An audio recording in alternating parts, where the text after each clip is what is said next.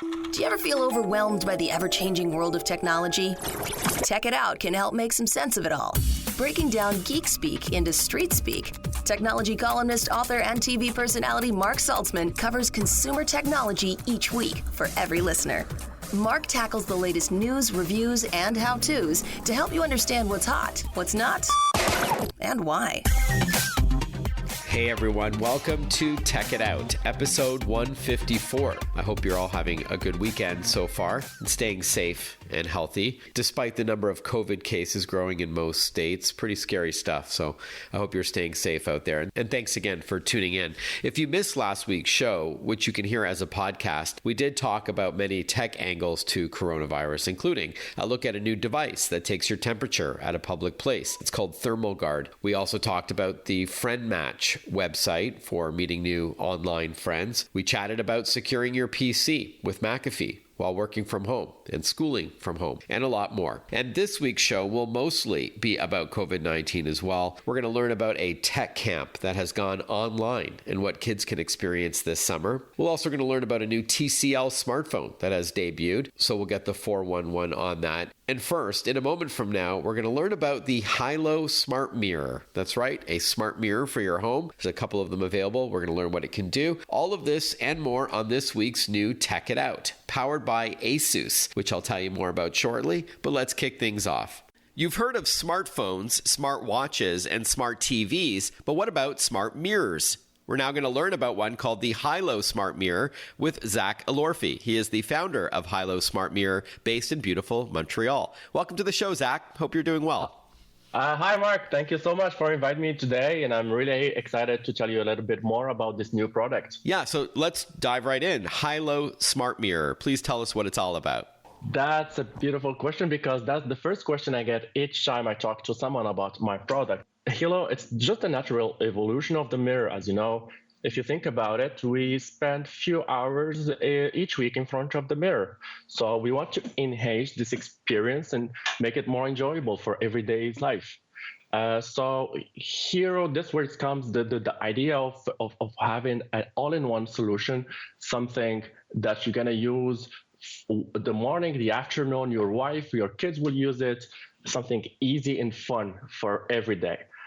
So Hilo, it integrates a large multi-touch screen panel and motion sensor that they are hidden behind the glass.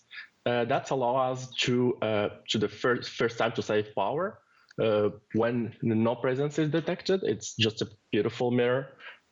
From here, no one can tell that there is a screen behind it. But the magic happens when you come close to it. It turns on automatically to give you access to an Android interface that everyone had an Android device or already have an Android device. So something really familiar and intuitive for everyone. And since it have an integrated speakers and microphone, there is endless possibilities of use, but we're giving the focus for now for home well-being and fitness.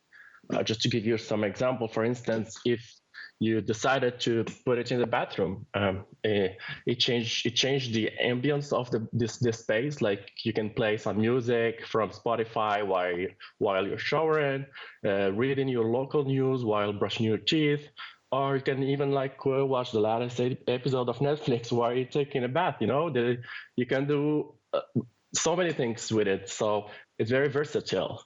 Okay, got it. All right. So a smart mirror lets you interface with content while you're brushing your teeth, while you're taking a bath. If it is in the bathroom, I understand there are other places in the home you can place this, and you can use your voice. So I'm assuming if it's Android based, it is also Google Assistant enabled, so you can use your voice to ask for the weather, ask for time, that kind of thing, right?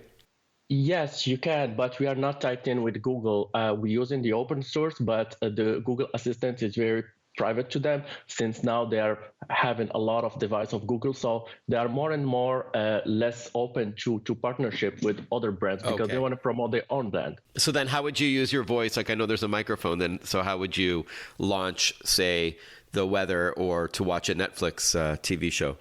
You can use the text to speech, but we mainly want people to use it with the touch, but we don't have it's fingerprint resistant. So we think about that as well.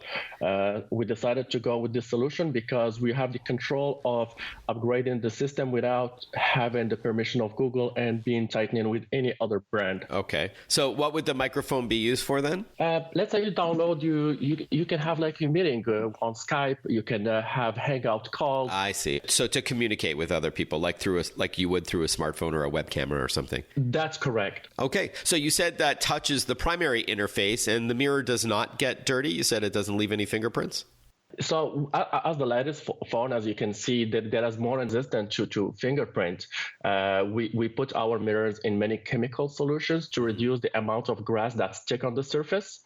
That allows us to reduce up to 80% of the amount of fingerprints you will have on a basic glass. Cool. Still, from time to time, you're going to clean up a little bit like you will do on your phone.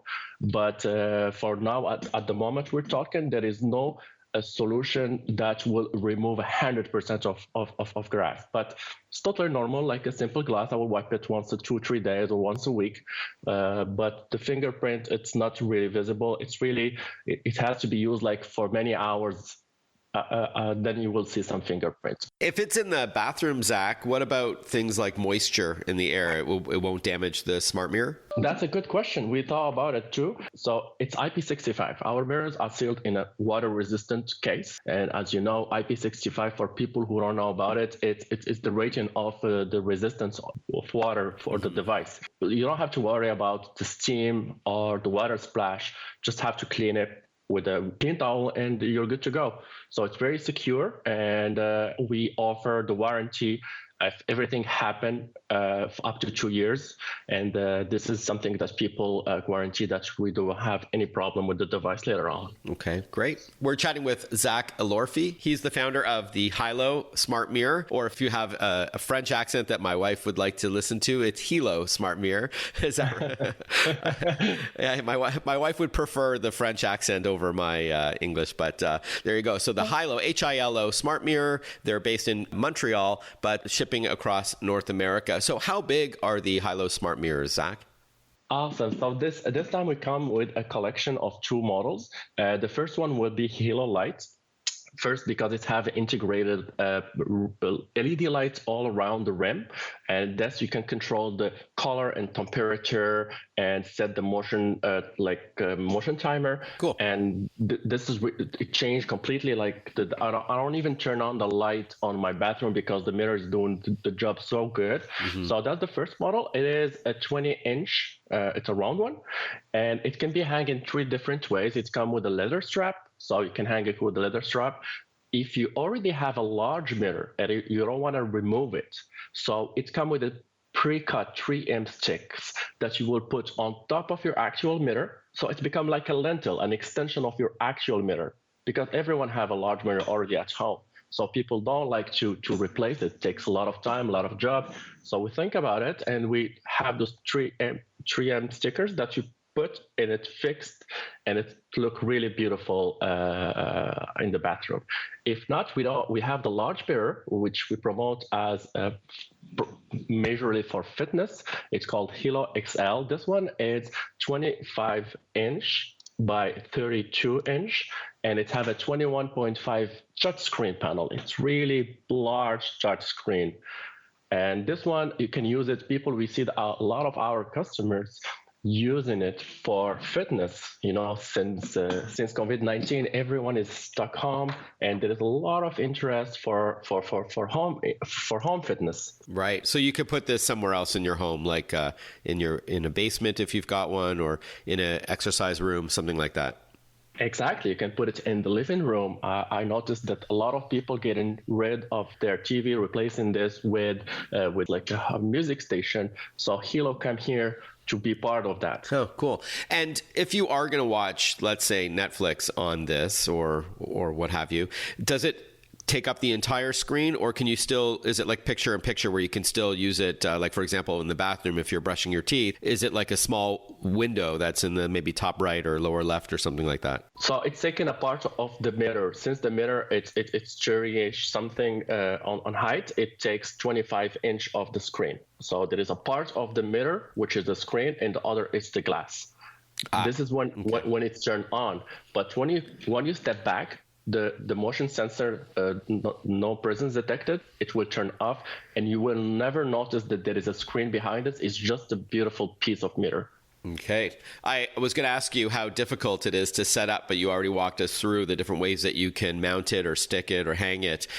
So obviously easier on the smaller mirror. So let's just jump then to the price, and if our listeners are interested, how they can buy this. So I'm assuming there's a website, or do you have retail partnerships? And how much do the Hilo Smart Mirrors cost? You can buy from our website at the moment, but we are opening a new partnership with Walmart, Best Buy in United States very soon. Congratulations. So hilosmartmirror.com is the website to order it for now, but you will have possibly some retail and or online partners like Walmart and Best Buy. That's fantastic. Zach Alorfi, congratulations. I'm looking forward to seeing this in person. Wishing you much luck and success on this. Thank you so much, Mark, for having me today. I'm really looking forward to hear from you again.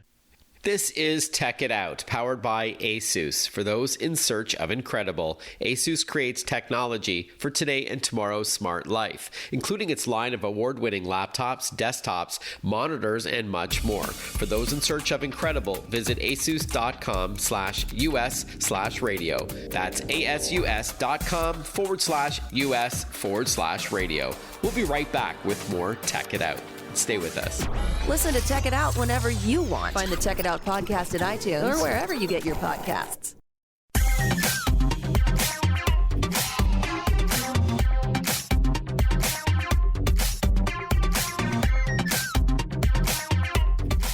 Welcome back to Tech It Out. Not all camps have been canceled this year because of coronavirus fears, but a good number of them have gone online. Now, a virtual camp might not sound like it's as much fun as something in person, trying to replicate an activity like pitching a tent, for example, but it might be a natural fit for a tech camp. A camp that helps kids build skills and form friendships and have fun and learn at the same time, which is what we're going to learn about now with Ed Fleming. Ed is the co-founder of Fleming Tech Camps. Welcome to the show, Ed. How are you?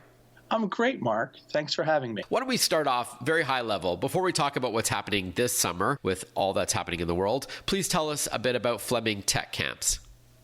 Well, my wife and I started our summer programs actually about 18 summers ago. We were both doing other jobs, and a colleague of mine at Penn State University had a lot of empty seats after the dot-com bust. And there was a lot of classrooms with computers that weren't being used. And they asked me if I had any ideas on how I might be able to help them put kids into those seats. And I said, well, what about instead of college kids, we bring in younger children and talk about technology with them and game design. And so everything started way back then. And it's evolved so much over the years. So we started with game design, and we now have well over 50 in-person camp programs we have. Includes robotics, programming, pretty much all of the STEAM topics, science, technology, engineering, art, and math. And we make it fun. It's a summer camp experience with a lot of learning, but all the same things that you would have in a regular day camp. That's really been the focus of what we've done. And of course, now it's a full-time job for us. We have office space. We have lots of people who work with us in the summers. But of course, 2020 is a little different. Yeah, we'll get to that in a moment. Obviously, it's a bit different this year, but pre-COVID, how many states were you operating in? So we had about a dozen states we were in, a lot of them in the Northeast, but we also had Florida campuses, Ohio, Texas, and California. So we basically partner with pre-existing summer camp organizations or private schools, and we work with them to deliver technology camps on top of their regular day camps. So a lot of a lot of camps nowadays want to have specialized programs for the kids, be it they're doing handwork type activities where they're learning, wood shop or how to use a sewing machine or tech or any number of other kinds of topics. And so that's become a really big theme of camping over the last 7 or 8 years. And so we've focused primarily on partnering with those organizations to deliver camps. And it's been a really great experience for us. Okay, great. And what ages do you tend to focus on? And why do you think STEAM is so important opposed to STEM? Is a really great question. Is the age groups, originally we were focused on 7th grade and up. And we did some really amazing game design programs with them, and kids were building these great games. My daughter, when she was taking camps with us, made a game, and eventually it was in the Smithsonian and got to travel the world as part of an exhibit. So we were really creating some really cool stuff. But there was this huge area that none of the other tech organizations in the space were really focused on. It was all, the younger kids, the elementary school kids. And so we started to develop programs for kids entering 2nd grade and up. And I still do that to this day. And it's probably about half of our market are 2nd through 6th graders, and the other half are 7th, 8th, 9th, and up. Got it. And STEM is huge. For us, STEM has become, that's our wheelhouse. We know that kids love technology, and we masquerade a lot of the math and engineering, kind of the hard sciences part of it, behind the really fun and cool stuff that they build. With STEM, there's a lot of activities that they usually get their hands on and build with, either on a keyboard or making robots or putting together Lego sets to... Yeah, 3D printers. Oh, yeah, I have virtual reality camps now, too. So the kids make something in VR, and then they put it on their heads, and they're able to go ahead and explore worlds and universes that were unimaginable only maybe even 12 years ago before, the Oculus Rift came out. And it's so much fun. Okay, so you've sold me on the concept. Digital literacy, game design, these are all, by the way, great skills to learn for future employment opportunities. But with everything going on in the world in 2020, Fleming Tech Camps gone online for the first time. So tell us about this shift to an online program this summer. So I was at a conference for teachers that work in the private school industry, and that was back in February. And that week that we were at the event, we had started to hear about COVID a little bit in the news just before that. But Japan closed all of its public schools. And this is February. And 4 weeks before anything else is really going to happen in the United States. And I said to my colleagues, I said, wow, that's huge. The Japanese have an incredible school system, and they're not going to close just because, this is a minor event. So right then we started to pivot online, and that was a huge move for us. We were going to build a nonviolent competitive esports league for the fall, and that was what we were working on for that time of year. And we stopped work on that and moved everything to building an online system that would be really interesting to kids. And then, of course, when my own children started to do online school in March, or maybe a few weeks after, they all were home for a couple of weeks before it really got started, we watched how they interacted online and saw that there was a lot of problems with online education and just jumping right in. So we were able to kind of use all those things that we were watching our own kids do and how the systems worked and didn't work to refine our own platform for online learning. And so that's been a huge focus of what we've been doing over most of the spring. All right, Ed, I'm going to ask you to please hold that thought. When we return, more with Ed Fleming from Fleming Tech Camps. Stick with us. We'll be right back. Want to follow Mark? Google him. Mark with a C and Saltzman with a Z.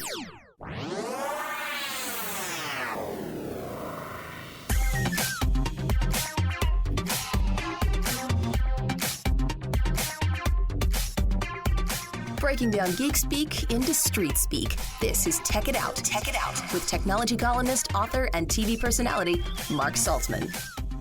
We're chatting with Ed Fleming, co-founder of Fleming Tech Camps, which have gone online this summer, as you might expect. Now, before the break, Ed, you were explaining how not all of the programs and activities that you would have in an in-person camp were going to make sense for an online platform. So you had to decide what would work and what wouldn't, correct? Sure. But we did focus on core areas that were going to be easy for us to move online that didn't need to have a classroom in-person experience. And so there's a differentiation. I have 50 programs I offered during the summer. Not all of them were going to be easy to fit into a summer format that was online. Sure.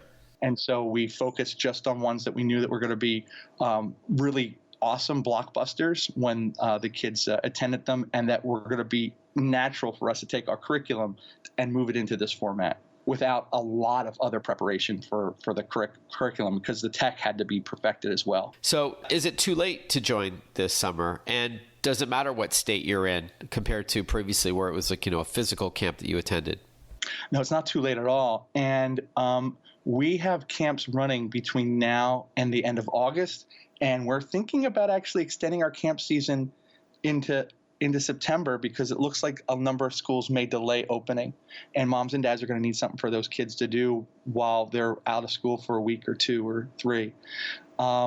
So as far as where you're located, because we're online, it doesn't really matter. We've had kids from Europe and from Central America actually join some of our camps. What you need to have is a broadband internet connection and a passion for technology and fun and camping, and then you're all set to go. And I understand you double down on Minecraft as a game. Is there a particular reason? Is it because it sort of blurs the lines between game player and game designer? Oh, you got it. So Minecraft Education Edition is the software that we've been using. And I've been using it way before the Minecraft acquisition from Microsoft. Microsoft bought it a few years ago. From Mojang, yeah. Yeah, Mojang is still, building the core Minecraft product. But in Redmond, there's this amazing group of educators that have taken the platform and moved it into a classroom kind of environment. So there's all kinds of learning experiences that go on inside of Minecraft in its natural environment, but when you bring in the education component, there's just so many different possibilities of what you can do. So for us, we can have a group of maybe 20 kids in each Minecraft server world with an instructor along with them, and it's almost as if they're actually in a classroom at a camp. There's the differences between what they're doing in person when we were pre-COVID and now aren't much different. And I think in some ways the experience is maybe even a little more enhanced, because there's everything's online. The teacher's able to go in and work with the kids and help them with their projects that they're building in Minecraft. And of course, then the teacher's presenting everything to them on this really amazing interactive screen. So kind of like a live stream that you might have seen a YouTuber or a Twitch user. They're going to be, the kids are going to see that while the teacher's teaching, and it just works really well. All right, dumb question, Ed. I know you're calling it a camp because it takes place during the summer, but are there traditional camping elements folded in any way, shape, or form?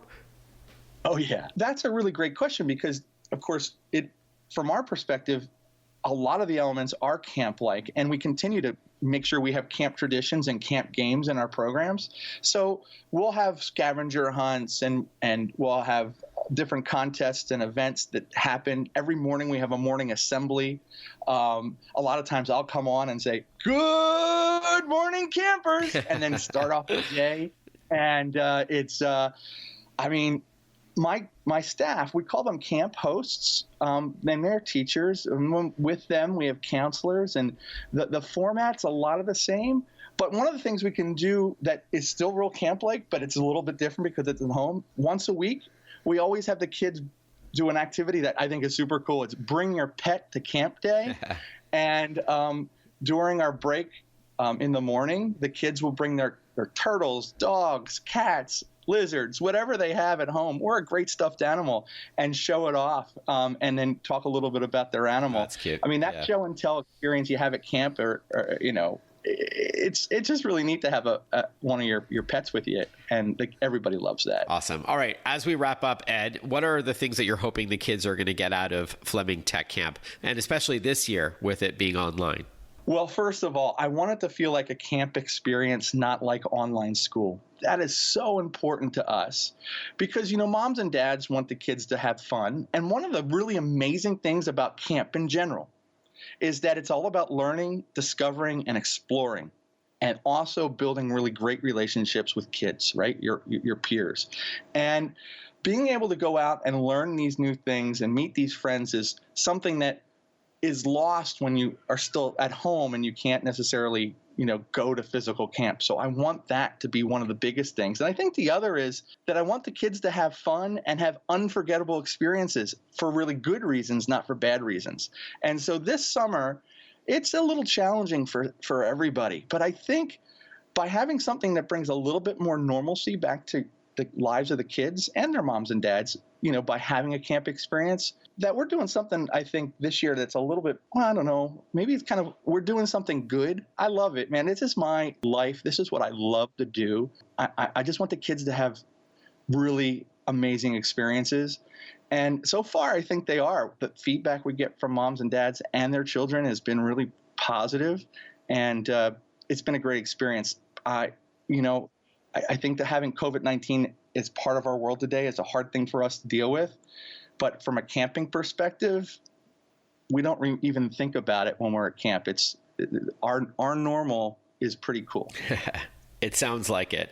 It would be remiss not to ask how much the costs start for the online programs, and also, of course, a website on where to get going. Why don't we end off on that, Ed? Sure. So Fleming Tech Camps are $210 a week for a full day program. And for our half-day programs, it's $150. Anyone who's interested can register on our website at flemingcamps.com, and Fleming spelled with one M, so FlemingCamps.com. All right, flemingcamps.com. Fleming has one M, so FlemingCamps.com. Ed, pleasure chatting with you. I hope that the rest of the summer goes as well as the first part, and thank you for carving out some time to chat with us today. All the best. Thanks a lot, Mark. You're listening to Tech It Out, powered by ASUS. For those in search of incredible, check out asus.com/US/radio to see their awesome ZenBook laptops in action. When we return on the program, we're going to catch up with TCL about their latest smartphone family. Stay with us. Breaking down geek speak into street speak. Tech It Out, hosted by Mark Saltzman.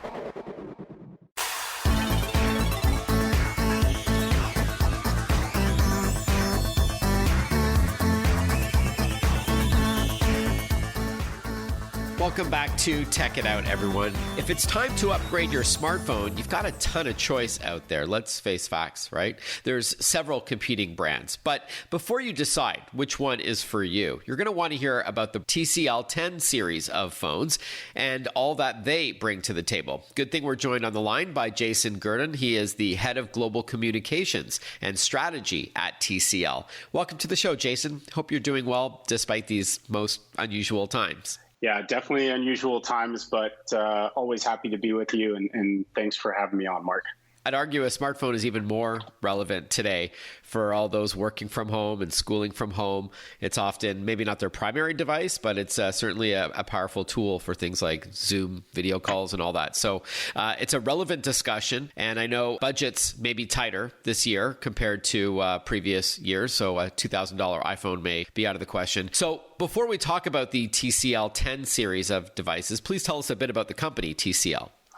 Yeah, so TCL is a global consumer electronics company. So we've been making TVs and home appliances and all of this for many, many years. And we've actually been making smartphones for many years as well. This is actually the first time we've really started making a global portfolio of smartphones under our TCL brand, though. And that's what makes the 10 series so special. You know, we've made other devices under other licensed brands for a number of years, probably most notably our Alcatel devices. But the 10 series is our first real global portfolio of devices, smartphones, under that TCL brand. Awesome. So along with Alcatel, you also make BlackBerry hardware as well, which our listeners may or may not know about. So with that in mind, as I mentioned off the top, Jason, there's a lot of choice out there, but somehow TCL has this huge and passionate fan base on social media for sure. Tell us something about TCL that many people don't know. Yeah, we've been a bit of a, I would say, maybe playing down our brand a bit in the last handful of years. So there's probably quite a bit folks don't know about us. I think the number one thing, especially within North America, is that we're actually one of the top smartphone manufacturers in the region, both in the US and in Canada.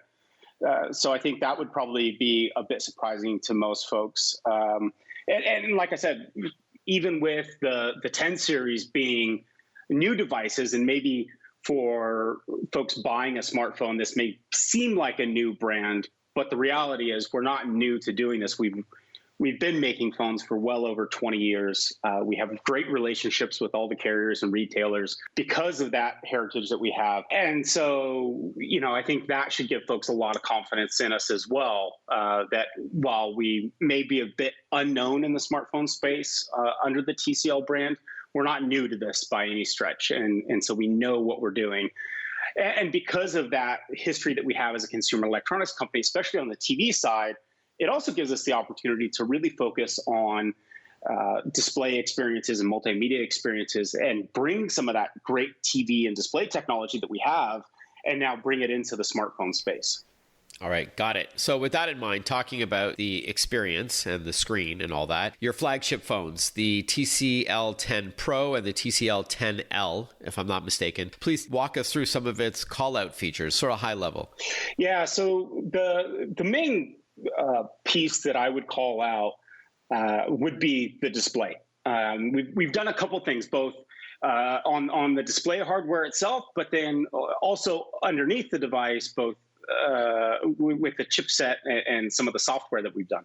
So most importantly, these are our TCL-made displays. So we are actually, in addition to being a consumer electronics company, we're also a manufacturing company, and we manufacture displays ourselves. So we have all of that great vertical integration. So we're able to take, on the TCL 10 Pro, really cool curved AMOLED display technology, and now bring it into a device that's quite affordable.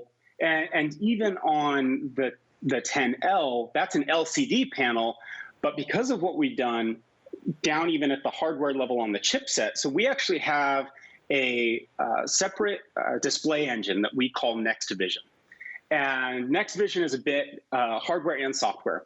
And so what we've done with NextVision, because we have this separate display engine, it's not just the screen itself, but we're also able to work with that display engine to ensure that you get all the crispness and color and clarity. And then even if you're streaming content, so say Netflix content, right? They have all this great HDR10 content now on Netflix, and we can support all of that. And we can actually even do up resolution of content into HDR also. So it's really great to have the combination of both, so that when you use these phones, we think about our smartphone and we talk about all these features, but the reality is the thing that we're staring at day in and day out is the display. And so it's really important to have some of those key features in the display itself, so that you are really getting the best out of the product that you have in your hands. What are some of the key differences besides the screen between the 10 Pro and the 10L? Are there differences in processor, in storage, or in system memory like RAM? What about battery life? So we've really tried to create an experience that's going to be comparable. So whatever device you buy within the TCL 10 series, based on your budget or your needs, you're not going to feel like you're missing out, so to speak, right? So there are some slight differences that you'll notice right off the bat in design. Certainly the TCL 10 Pro is a bit like our flagship, so much more sleek design, and like I mentioned, it'll have an AMOLED display there versus the LCD on the 10L. Hey, when we return, more with Jason Gurdon from TCL about the TCL 10 series devices. Stay with us. Follow Mark Saltzman on Facebook, on Twitter, on Instagram. Listen to Tech It Out whenever you want.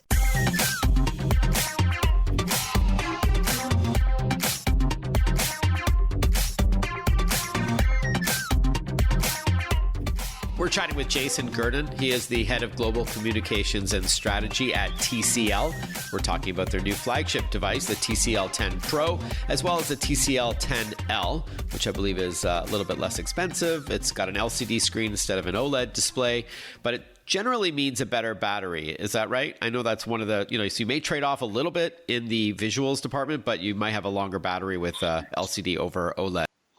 Yeah, and it can kind of depend, right? Just all depends on how you set up the battery management within the device itself. So there's a lot of, let's say, tinkering that happens under the hood, if you will, that can determine battery life. In some respects, an AMOLED display will certainly be brighter and more crisp, but if you do things right, you shouldn't have too much of a battery trade-off. At this point, you should have a smartphone that should last you throughout the day, so you're not charging it until you get back at home and back on your nightstand at night. What about the TCL 10 Pro's durability and security? Yeah, so from a durability standpoint, we've really put a lot of work into our R&D in terms of being able to have an all-glass phone that is still pretty durable. In fact, I was thinking back to earlier this year. I was riding a bike and had my phone in my hand, my 10 Pro in my hand, and it fell out of my hand because I was riding a bike and messing around with my phone, which you should never do, by the way. But I dropped it on the pavement, and actually I was super terrified in the moment because I thought, oh man, I just busted my phone. It was totally fine, didn't break the screen or anything like that. So like I said, we do a lot of work just in how we develop the devices to make sure that they're going to be durable, because of course nobody wants a broken phone.